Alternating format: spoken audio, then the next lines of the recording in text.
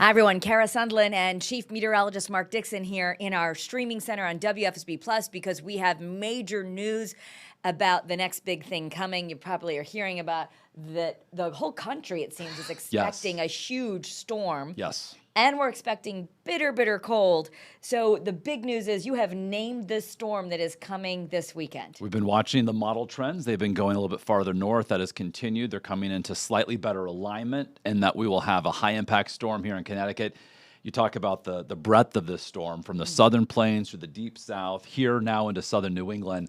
And it's going to be a doozy. For the snow lovers, this is a storm for you. Yeah, okay. So what are you naming the storm? And that means we're getting at least 6 inches when you name it. That is correct. We could actually perhaps double that threshold for naming. And our theme this year, the season, is for former president's first name. So our first storm was Abraham. This one is Benjamin, as in Benjamin Harrison. So we're expecting the storm to ramp up on Sunday and continue into Monday. But before that, of course, we've got a dangerous combination of cold and wind coming for the first half of the weekend. Saturday, we're going to start off bright and dry, but wind chill values in the morning 10 to 20 degrees below zero. Then Sunday, we've got Winter Storm Benjamin bringing plowable amounts of snow. So Kara mentioned the criteria.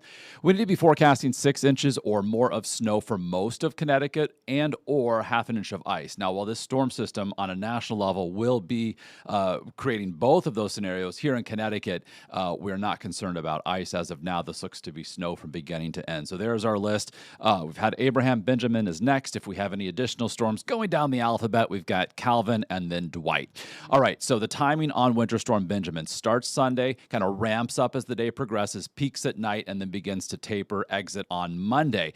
As of now, again, precipitation-wise, all snow from beginning to end, and given how cold it's going to be, this is going to be light and fluffy snow. If there's any silver lining, we're not going to have to, we're not breaking our backs to remove this, despite perhaps getting a foot or more of snow throughout parts of Connecticut. So, in case you're wondering, the last time we received over 6 inches of snow, it's been a while, about 2 years ago, February 13th. Yeah. 2 years since we've gotten more than 6 inches of snow. Yeah. Wow. Winter was on the light side, right? The last couple of winters, very lackluster. The most recent foot of snow 5 years ago, February 1st and 2nd, 2021, where we had just over a foot, 12.1 inches officially. Of course, these numbers are for the Hartford area where they are measured at Bradley Airport. So again, talking about the magnitude of the cold before we get to Sunday and then even throughout the day on Sunday. Notable because how cold it's going to be. The last time we had 2 consecutive days with high temperatures in the teens. We talked about the wind chill earlier. This is the air temperature, Saturday and Sunday afternoon, staying in the teens. Last time we did this was 2019, so 7 years ago. So we've got, again, a doozy of a weekend from the cold, the impact of the wind on the cold, and then as well the snow that is coming from Winter Storm Benjamin. So here's a look at the big picture, because again, this is a storm that's going to be impacting many states, millions and millions of people. This is Friday into Saturday. The blue, of course, represents the snow. The pink represents that ice. And then the green, of course, represents the rain. So we're dry here in Connecticut through Saturday. Then the storm continues to shift east off the mid-Atlantic, further developing and also shifting farther north, bringing that snow here across southern New England Sunday night into Monday before it begins to exit. So the snow is a big part of this storm, again, from Oklahoma, Arkansas, points north through the Midwest, all the way into New England. Again, fortunately, we are going to be missing out on the implications of widespread icing. So that's certainly the case from the Red River Valley into the mid-Atlantic. So we're still on that 3 to 4 days out. So this is more than a time frame of interest, because over the last 24 hours, we've seen the models come into much better agreement, at least on the likelihood for snow and perhaps a lot of it. So here's the model comparison. Yesterday, if you were watching, the GFS was a complete miss. Now, by Sunday evening, we are snowing statewide, continuing into Monday morning. You'll note by Monday, say 5 p.m., the GFS, the American model on the left-hand side, keeping the snow around a little bit longer, whereas we could see some partial clearing before the sun sets on the European model. So still some things to be ironed out, the exact timing, of course, the totals, but those deeper shades of blue, those shades of purple showing up here across southern New England, indicating those plowable amounts of snow. So really region-wide, but certainly here in Connecticut, a foot or more of snow certainly looking possible, if not likely at this point, from Sunday into Monday. I want everyone to know, in case you're looking at your screen and you're saying, oh, that says just 1 inch. No, that's a foot. So yes, I'm glad you're clarifying that. Yes. So, that's the symbol for a foot, not an inch. And, I as we come back here, I want to just, people have been talking about this. They're starting to see it in the national newspapers about this major storm. And just the reason why it's a little tricky to know how much or exact timing is because we're a little bit far out, but it's looking more, if you're just joining this feed, we are preparing for a blockbuster storm. We're naming it, which means you're expecting more than 6 inches. In this case, you said just a foot of snow. So double that threshold and then some, perhaps. And then farther south, I know a lot of folks are starting to send their kids back to school. Colleges, many of them, my daughter's going to University of Maryland, going to start on Monday, theoretically, but the many other states, 30 some other states are getting affected, and some much more than we are going to be affected. And the impacts will be far-reaching, from heavy, wetter snow to that icing to sleet. It's a notable storm. So if you're flying somewhere, traveling somewhere, you're going to need to look ahead at that too, because it's not just our area impacted. Yes. And again, a big part of what we do is monitoring the trends.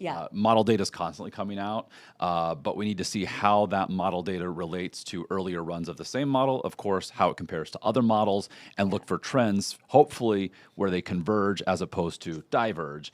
So we've seen some good convergence over the last 24 hours or so. So again, it's not just the snow this weekend. It is that dangerous combination of cold as well throughout Saturday, especially Saturday morning. Wind chill values 10 to 20 degrees below zero. So it's not really even, I know skiers get excited. I'm a fair weather skier. This is not really great outdoor weather, especially on Saturday, where if you, I know they you can enjoy it after the fact. After the fact. Okay. So we'll get a lot of snow for that. But Saturday outdoor activities, they could be really dangerous given the wind chills we're talking about. Correct. Precipitation wise, it's going to be a bright day. Okay. So outside, inside looking out, we're great. Yeah. But you step outside, certainly bundle up on Saturday, the extra layers, the scarf, the gloves, and limit that time outdoors, and especially for your pets as well.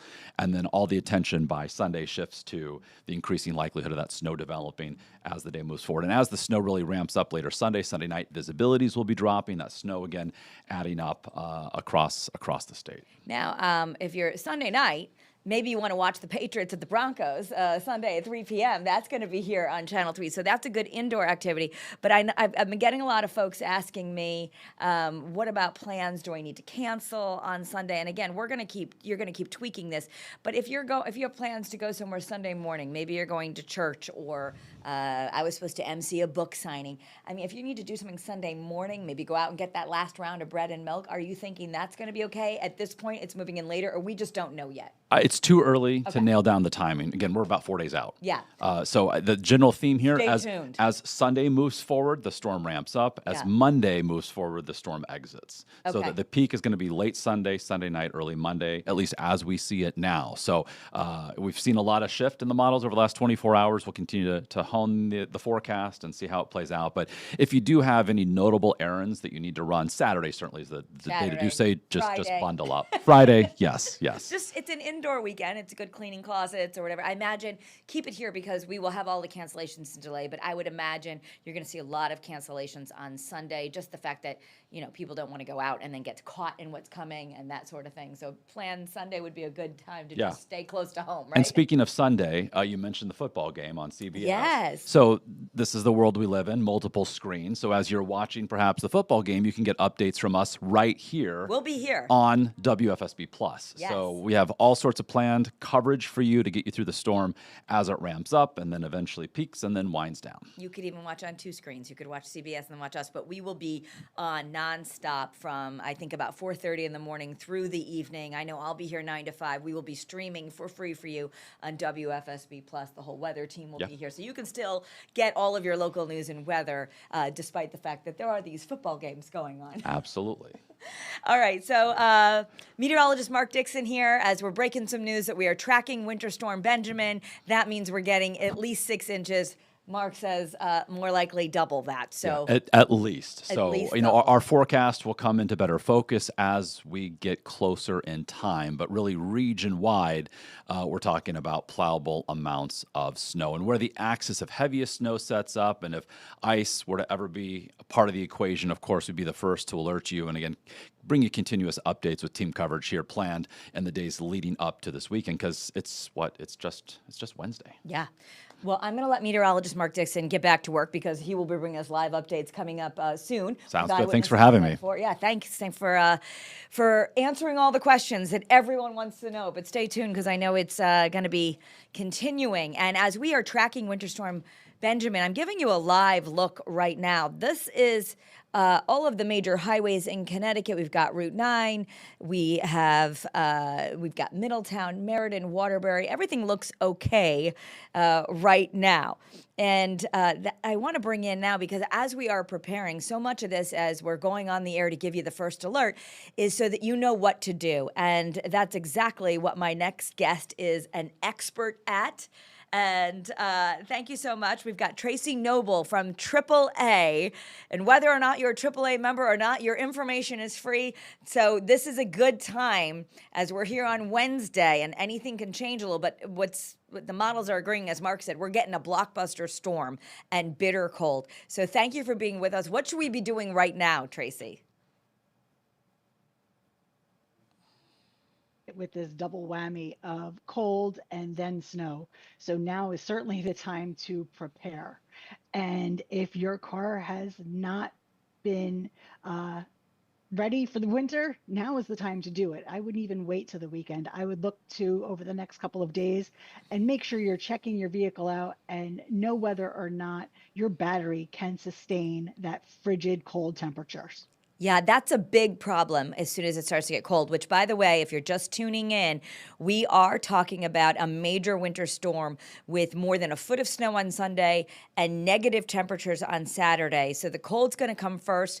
How do we know if our battery is going to be able to handle it? How could we be proactive right now, Tracy?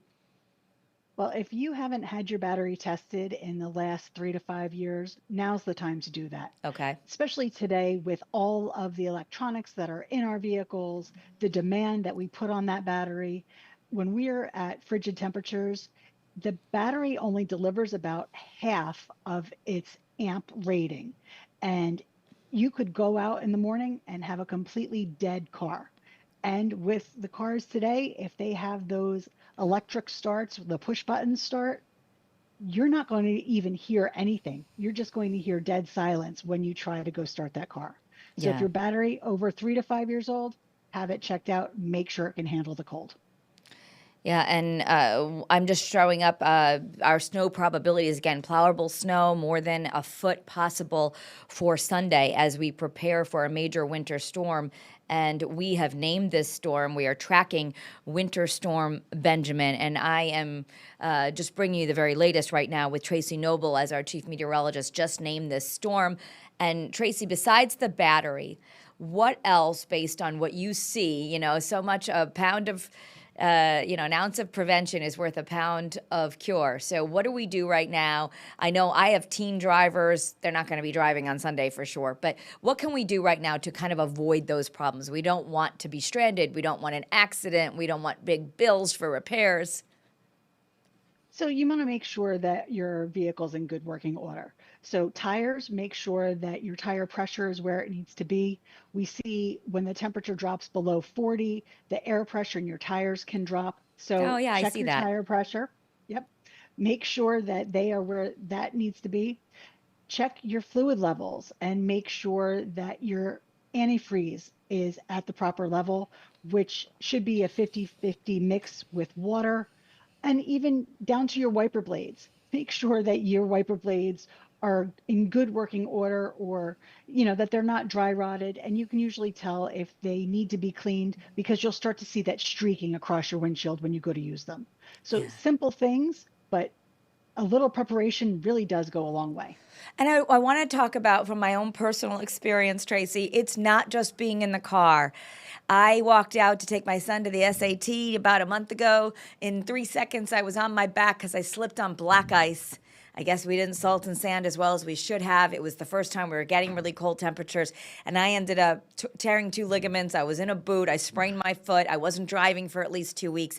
Black ice is a huge deal for pedestrians and for drivers, right? So, what do you want us to know about that so we can stay safe? So black ice does not discriminate. I'm sorry that you had that experience. And unfortunately, a lot of people, especially when you're driving and people think, oh, I've got four-wheel drive, I'm good to go. Four-wheel drive does not come into play when you are driving on ice. It does not discriminate. And a lot of people have that four-wheel drive overconfidence. So ice, four-wheel drive doesn't matter. You need to be slow and steady. And a good thing to tell if you're on black ice, if you're driving down the road and the road looks wet, but you see no spray coming off the tires in front of you, that's black ice. If you see Okay. the spray, then the road is simply wet. And it's also much more likely that you'll have black ice on the edges of the roads and highways and on ramps, right? On and off ramps. That they stay frozen when other things are not frozen. They do. The same goes for bridges, which is why we see those signs that says bridge freezes before the roadway. So you have to be very careful when you're traveling, especially during a weather event, during frigid cold. If there's going to be moisture on the road, slow down, increase your following distance, and give yourself the visibility and the ability to stop if necessary. Yeah, and I'm just going to show our viewers this is coming right from Futurecast. And this is actually Monday at 7 p.m. But if we had backed up just a little bit, I was just looking at what they had, the timing Sunday through Monday, all snow, light and fluffy, more than a foot of snow possible across Connecticut. So we haven't had this kind of storm, Tracy, to prepare for in a little bit of time. So is that part of it too? Are we rusty? I know we're hardy New Englanders, but Mark just showed us the graphics and we haven't had this much snow in a couple of years. Right. It's been a while. So your driving skills in winter weather might be rusty, or as you mentioned, you've got new teen drivers, drivers who have not experienced this kind of weather. Yeah. Um, Don't let them drive you is know, my thing, but don't let them, but some might have to. So just remind them to put the phones down, pay attention, certainly slow down. And hey, if you can, even get them out in an empty parking lot just so that they know how the vehicle will react in these conditions. But preparation. Now is certainly the time to update that winter emergency kit. We cannot stress that enough. okay. So a shovel, ice A shovel, scraper, like a big shovel in the car? like no, they make little ones. They make little compact shovels that you could just throw in the trunk. Doesn't take up that much room, but you never know if you're going to have to dig yourself out, especially if the plows come through and you can't get to the side of your car. Yes. Okay. You brought up plows. I just want to take a moment to say also that we want to remember that it's 30 feet, right? Do not crowd the plow. That can be very dangerous for us as drivers. Also, we want them to get to be able to do their job. We certainly do. So if you don't have to go out on Sunday during the weather event, stay home. And almost, the same goes for Monday morning. The commute Monday morning could be pretty treacherous. So let the road crews do their job, stay off the roads.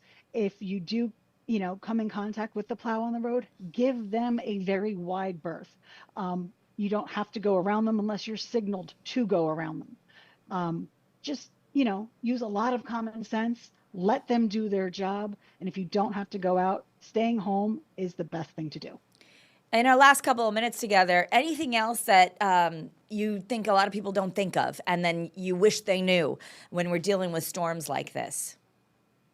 So going back to that emergency kit, throw some extra blankets in, gloves. You never know if you're going to need them, reflective triangles or flares, and even at this point, medication and some snacks. We've seen Mm, over the course of the last week huge pileups on roads across the country. yes. We and if you're even the vehicles that are not involved in those pileups, you've got traffic that is now at a standstill.